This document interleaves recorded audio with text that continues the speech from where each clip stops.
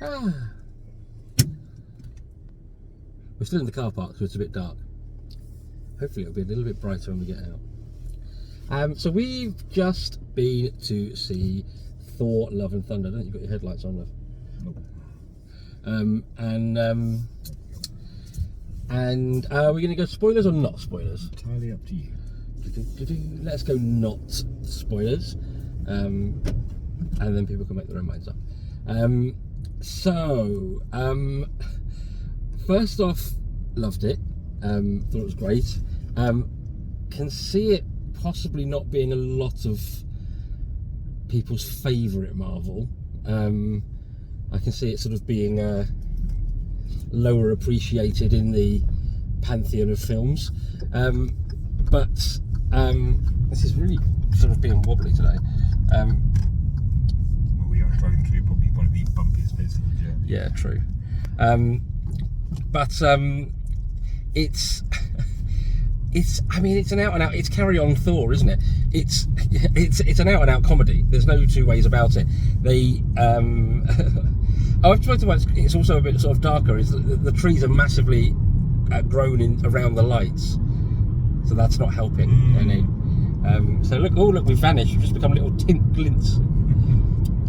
That might change when we get out to the main road proper. Well, it should. Well, hopefully, because there's many trees there. It should be better lit. It's very warm. That was one thing about that cinema. It was bloody hot. I've got stood up and realised the backs of my thighs are actually like wet. No, beyond moist. They're wet. Well, it is still 20 degrees apparently. Yeah, and it's what, midnight, nearly midnight, 11:30. It's 11:30. So yes, film is. I mean, it is. It's the. I would say it's the closest Marvel's come to date to doing an out and out comedy movie. Yes. Sort of not quite rom-com. I wouldn't call it that. Action-com. Is that a thing? Is it a thing? I've made it a thing. You've made it. I've made it a thing. It's just going to be really bumpy. Actually, have we made one in this car before? Is that why? My positioning's all No, this will different. be the first one. First one in this car. So this is Paul's new car, which has got way better features and it's got, like, if I just do that, it's got all this kind of stuff, which he's never had in a car before. The annoying thing being is where I used to lord it up over him over me having better features in my car, he now has better features than I do. Anyway, nothing to do with the film. So yeah, I mean, It tells you a lot about him. it tells you an awful lot about me. So what do I got to say that's not too spoilery? One, goats. Oh my god, the goats. The goats. So you should put this up as mild spoilers. Yeah. I was genuinely crying with laughter every time the goats. The trouble is basically it's the same gag. It's a running gag, but it just never got less funny. It actually got funnier. It just got funnier and more ridiculous every time this particular gag played out. I mean, I think it's story-wise, it's thin. The story is thin, and the story is a repeat of several other MCU films / TV shows already. We've started. We've had a binge on pitch meetings lately. I've seen a few over the years, but then we've sat down in the last couple of weeks and watched pretty much all of the 200 odd that there are. He always says we when what he actually means is he's basically sat there watching them while I. You were in the room. Yeah, I was working. You could hear them. You were chuckling at them. I was chuckling at most of them. He was laughing at. So I can already see the things pitch meeting's going to pick up about this. I could kind of almost write the script for Ryan. I could see exactly what he'll pick up on that. Oh, it's Ryan now, is it? Yeah, that's the guy who makes the videos, Ryan George. So yeah, it's not really popular with diehard Marvel Ming-Mongs, right? They're going to think it's too silly. It's a bit, it cheapens Thor and stuff like that. I could almost hear the keyboards clacking during certain scenes where the bonkers was ramped up through the fucking ceiling. It's also not going to be popular with people that believe that Marvel is on some kind of sort of social agenda soapbox. Yeah, no, yeah. There's it's just it's just fair representation is all it is. But yeah, I can see the gammons being. Oh hello, we've gone very dark. So yeah, we are on a bit of road that has no Lights at all. has no lights. I mean, there are lights, they're just not on.